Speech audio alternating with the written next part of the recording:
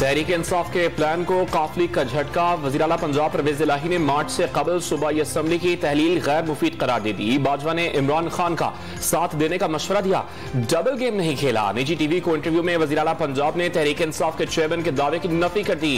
बुज़दार को जनरल फैज और जहांगीर तरीन के कहने पर वज़ीर आला बनाने का दावा। साबिक आर्मी चीफ पर इल्जामात। वजीर आजम ने इमरान खान का बयान जमहूरी निजाम पर हमलों का तसलसल करार दे दिया। सिर्फ इक़्तिदार का हुसूल चेयरमैन PTI का मकसद, उन्हें मुल्क को नुकसान की कोई परवाह नहीं। शहबाज शरीफ बरस पड़े। हुकूमत जल्द इंतखाबात कराने का ऐलान करे। फ्रेमवर्क पर बात करने के लिए कौमी असम्बली में वापस जाना कोई मसला नहीं। रहनुमा तहरीक इंसाफ फवाद चौधरी ने बड़ी पेशकश कर दी। इंतखाबात का ऐलान न हुआ तो 15 से 20 दिसंबर के दरमियान पंजाब और खैबर पख्तूनख्वा असम्बलियां तहलील कर दी जाएंगी। 20 मार्च से पहले इंतखाबात का अमल और नई हुकूमतों का क़याम मुकम्मल करना चाहते हैं। दो न्यूज के प्रोग्राम खबर से खबर में गुफ्तगू। कबल अज़ वक्त इंतखाबात की जरूरत नहीं। वज़ीर खारजा बिलावल भुट्टो जरदारी ने मुल्की मईशत को तबाहाल करार दे दिया। अरब टीवी को इंटरव्यू में इमरान खान का अमरीकी साजिश का बयानिया भी मुस्तरद। मुआशी हालात ठीक करने के लिए मजीद मुश्किल फैसले करना होंगे। शाहिद हकान अब्बासी का मुल्क को डिफॉल्ट से बचाने का दावा। इमरान खान के बनाए गए झूठे केसेस का सामना किया। साबिक वज़ीर आज़म का नैब को खत्म करने का मुतालबा। शराब के गैर कानूनी लाइसेंस के केस में उस्मान बुज़दार की जमानत में 19 दिसंबर तक की तौसी। परवेज इलाही के सवालात पर सहाफियों के साबिक वज़ीर आला से सवालात। कोर्ट के अंदर सियासी बयान नहीं देना चाहता, उस्मान बुज़दार का जवाब। फैसलों में ताखीर हालात को मजीद संगीन बना देगी। नवाज शरीफ की सियासी गाड़ी छूट चुकी। अकेला इमरान खान सबको शिकस्त देगा। शेख रशीद अहमद ने सियासी और मुआशी अदम इस्तेहकाम का हल इंतखाबात करार दे दी। मोटरवे स्कैंडल में सिंध हुकूमत की तहकीकात। संगीन बेकायदगियां सामने आ गई। बैरून मुल्क फरार होने वाले डिप्टी कमिश्नर नौशहर फिरोज को इंटरपोल के जरिए वापस लाया जाएगा। मुर्तजा वहाब का ऐलान। साथी को सजा देने के खिलाफ लाहौर में वकला ने हड़ताल कर दी। अदालतों को ताले।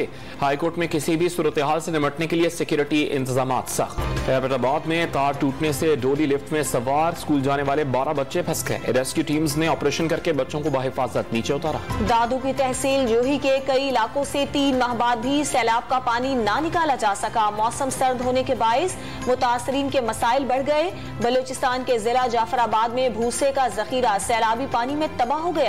व्यापारियों को भारी माली नुकसान का सामना।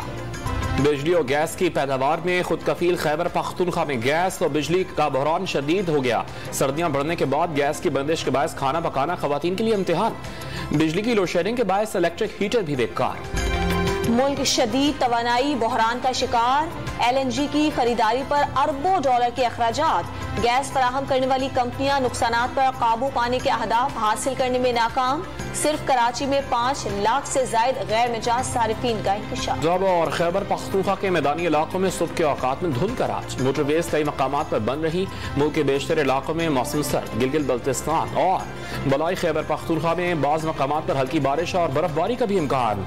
मौसम का हाल बताने वालों ने कराची में अगले 2 रोज के दौरान सर्दी की शिद्दत में इजाफे का इम्कान जाहिर कर दिया।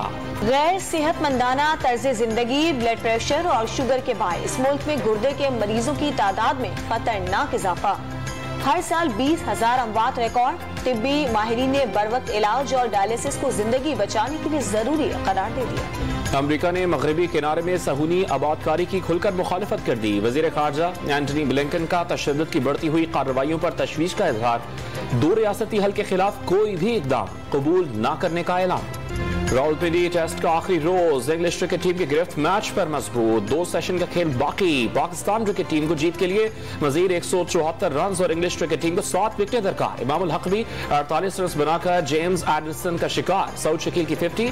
मोहम्मद रिजवान के साथ क्रीज पर मौजूद। इंग्लैंड ने सेनेगाल को हराकर फुटबॉल वर्ल्ड कप के क्वार्टर फाइनल में जगह बना ली। दिफाई चैंपियन फ्रांस भी पोलैंड को 3-1 से हराकर अगले राउंड में पहुंच गया। आज जापान और क्रोएशिया जबकि कोरिया और ब्राजील की टीमें टकराएंगी।